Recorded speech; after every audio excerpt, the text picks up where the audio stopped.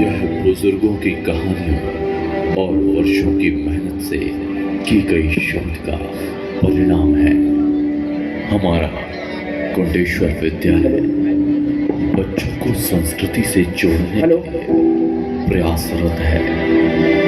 उसमें आप सभी का सहयोग अत्यंत महत्वपूर्ण है। आज हम तालियां बजाकर प्रोत्साहित करें।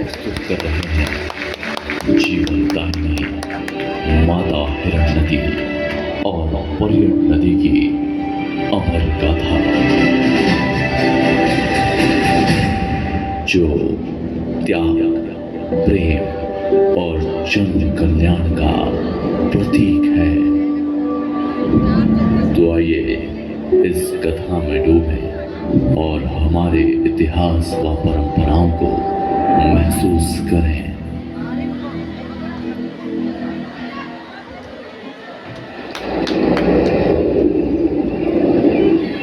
यह कथा है कुंडेश्वर धाम की, जहां कभी हरियाली और खुशहाली थी,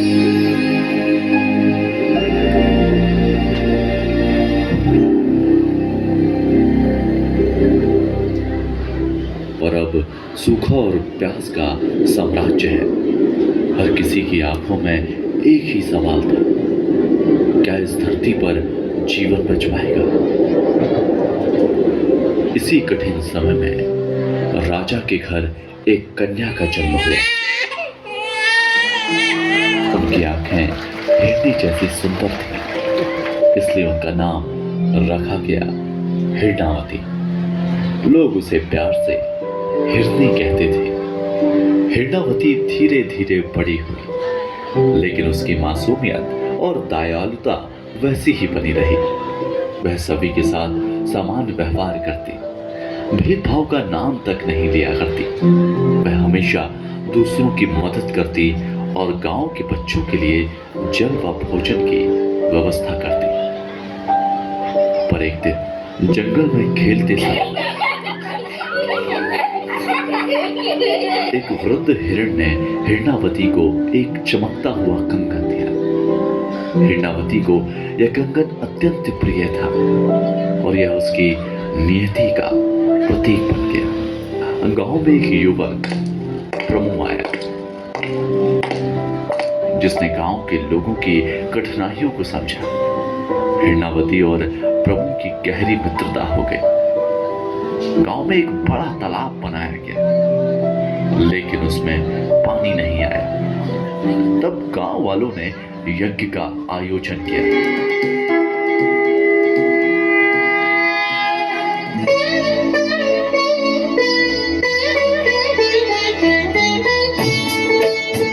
सभी ने मिलकर यज्ञ में सहयोग किया।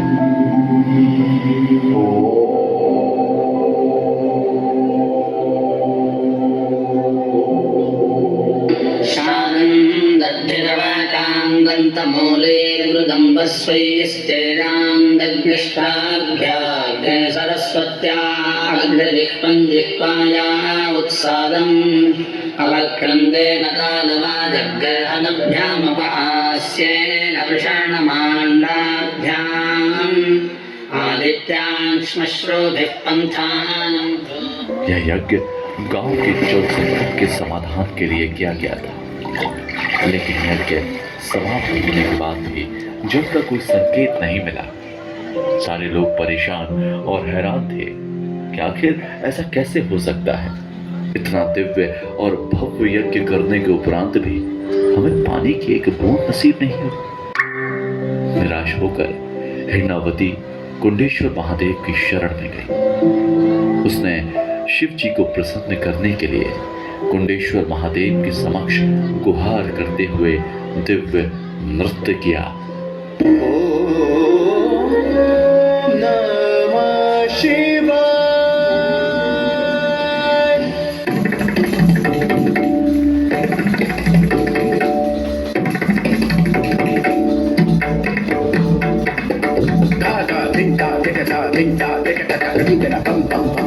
त्रिपुरारी टिमक टिमक टिम डमरूधारी तड़ तड़ तड़ तड़ तिग तिग तिग तारा तारा तड़ंत तड़ंत धारा तिंता तिंता तिंता तिंता तिंता तिंता तंतर मंतर आज निरंतर उमापति चल चल चल तकी तका तुंगा ता तुंगा ता तुंगा तुंगा बस पतंग बाजे मृदंग कट तकीदा तकीदा तकीदा तकीदा तकीदा तकीदा तकीदा तकीदा तकीदा तकीदा तुम तरा तुम तरा तुम तरा तुम तकीदा तुम तरा तुम तरा तुम तरा तुम तकीदा तुम तरा तुम तरा तुम तरा। उसका नृत्य देखकर ऐसा लग रहा था जैसे स्वयं महादेव नृत्य कर रहे हों और आलिंगन कर रहे हों संपूर्ण धरा का। बिजली कड़कने लगी। अचानक हिरणावती को याद आया कि उसका प्रिय कंगन तालाब के मध्य में रह गया है। वह उसे लेने गई और जैसे ही उसने तालाब में कदम रखा जल उमड़ने लगा।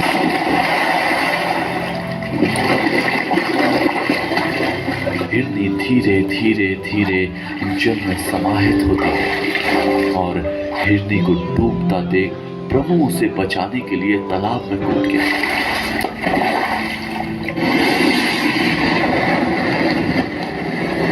परंतु जल का वेग अधिक होने के कारण हिरणावती और ब्रह्मो जल के तेज प्रवाह में समा गए और जल की धारा के साथ बहते चले गए। तब शिव जी प्रकट हुए।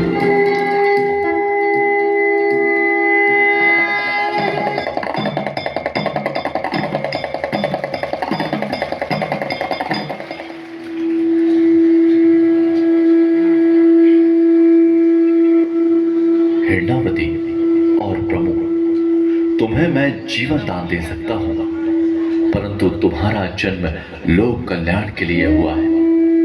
यदि तुम चाहो तो साधारण जीवन जी सकते हो या फिर नदी बनकर संपूर्ण क्षेत्र को जीवन दान दे सकते हो।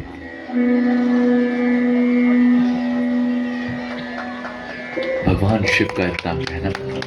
हिरणावती एवं प्रभु ने बिना सोचे समझे अपना पूरा जीवन त्याग दिया और लोक कल्याण के मार्ग को चुना। हिरणावती हिरण नदी बन गई। आगे चलकर धीरे धीरे समय परिवर्तन के साथ हिरणावती का नाम हिरण नदी हो गया, जिसे हम हिरण नदी के नाम से जानते हैं। और प्रभु पर्यटन नदी के रूप में लोगों को खुशहाली देने लगा। इन नदियों ने इस क्षेत्र को फिर से हरित कर दिया और सभी के जीवन में खुशियों के दीप जला दिए। यह दोनों नदी मिलकर मां नर्मदा की एक बड़ी सहायक नदी के तौर पर निरंतर जन कल्याण कर रही है। यह कथा केवल बलिदान की नहीं है, यह प्रेम, त्याग और कल्याण का संदेश दे रही है। हिरणावती और प्रभु ने सिखाया है कि सच्चा सुख दूसरों की सेवा में है और यही जीवन का सर्वोच्च उद्देश्य है।